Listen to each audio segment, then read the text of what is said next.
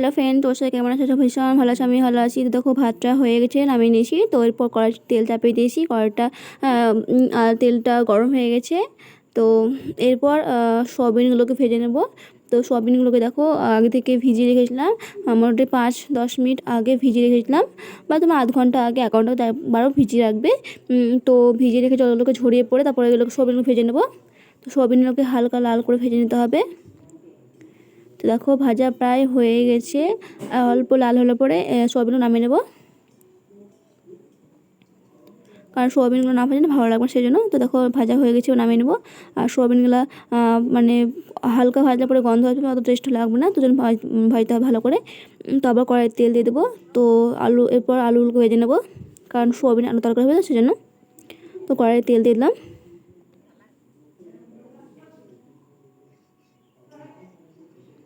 এরপর আলুগুলো দিয়ে দেবো, আর আলুগুলোকেও ভালো করে মানে লাল করে একটু ভেজে নিতে হবে।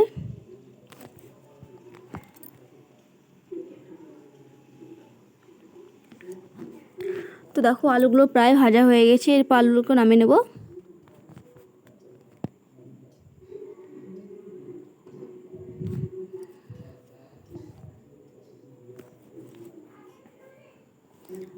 এরপর কড়াই চাপিয়ে দিলাম, কড়াইয়ে তেল দিয়ে দেবো।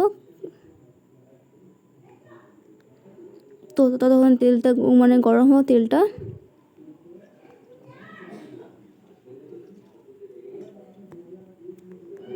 এরপর পেঁয়াজ কেটে রেখেছি, সেই পেঁয়াজগুলো ভেজে নেব।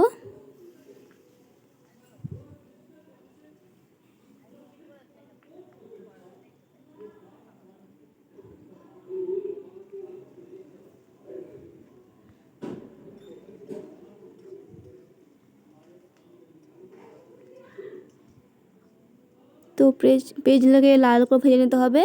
তো এরপর টমেটো টুকরো কেটে দিয়ে দেবো, একটা টমেটো টেস্ট হওয়ার জন্য। এরপর মশলা দিলাম, মশলাতে আছে আদা, জিরে, রসুন, লঙ্কা, আর এরপর হলুদ দিলাম। তো গ্রামে অঞ্চলে মেয়েগুলো মানে বোরা সব নোড়াতে বাটে। তো মিক্সি আছে, মিক্সি তাছাড়াও নোড়াতে টেস্ট ভালো হয় খাবার মশলা, তো খাবারের টেস্ট ভালো হয়। তো সেই জন্য নোড়াতে মশলা বেটে নিয়েছি। তো এরপর দেখো হলুদ দিয়ে দিলাম।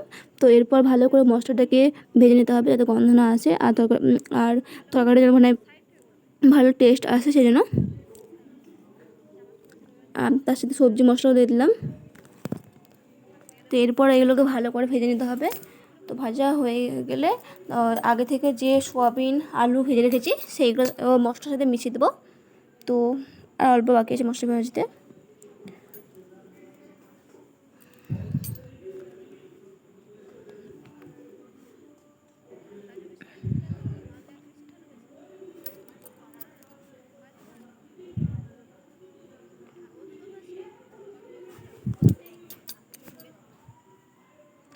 তখন মশলা ভাজা হয়ে গেছে, এরপর সয়াবিন আলুগুলো দিয়ে দিলাম। তো এরপর মশলার সাথে ভালো করে এগুলোকেও ভেজে নেব, আর পরিমাণ মতো লবণ দিয়ে দিলাম।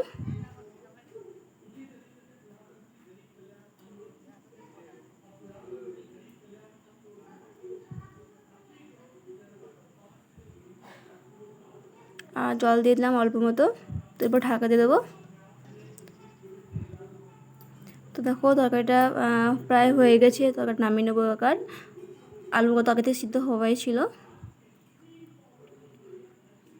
তো এরপর নামিয়ে নেব তরকারিটা। আর ওই দেখো আলু, বেগুন আর কেটে রাখা আছে, কাঁচকলা কেটে রাখা আছে।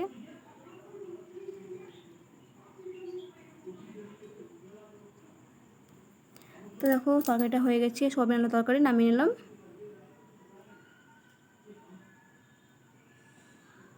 এরপর কড়াইটাকে ভালো করে ধুয়ে নিতে হবে। তো দেখো কড়াইটা ধোয়া হয়ে গেছে, কড়াই তেল দিয়ে দিলাম। এরপর পেঁয়াজগুলো ভেজে নেব। আর ওদিকে মাসি মশলা মানে বাটবে। তো দেখো কাঁচকলা, বেগুন, পটল, আলু এই তরকারি হবে। তো এগুলোকে মানে ভালো করে তেল দিয়ে মানে ভেজে নিতে হবে, হালকা কষে কষে তরকারি ভালো হয়। তো মাসি ঢাকা দিয়ে দিয়ে ওটাকে মানে ভাজছে, আর একদিকে মাসি পাশে মশলা বাটছে। তোমরা দেখতে পাচ্ছ যে হাতে বাটছে। তো দেখো মশলা বাটা হয়ে গেল, আর এগুলো প্রায় কষা হয়ে গেছে। মশলা দিয়ে দিল এবার। এরপর মশলাতে হলুদ দিয়ে দিবে, দিয়ে এগুলোকে ভালো করে মানে ভেজে নিতে হবে। তো পরিমাণ মতো হলুদ দিয়ে দিলাম।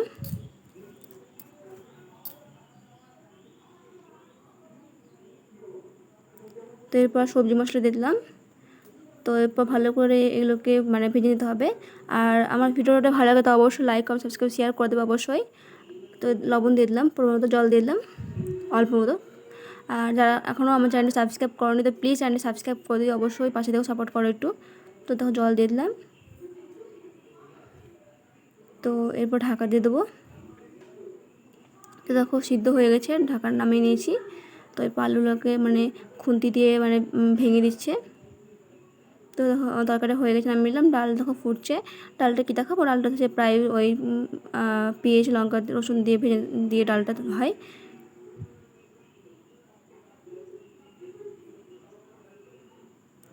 তো আমার ভিডিওটা ভালো লাগলে লাইক কমেন্ট সাবস্ক্রাইব শেয়ার করবে। ভিডিওটা আমি স্টপ করলাম। বাই বাই, ভালো থাকবে।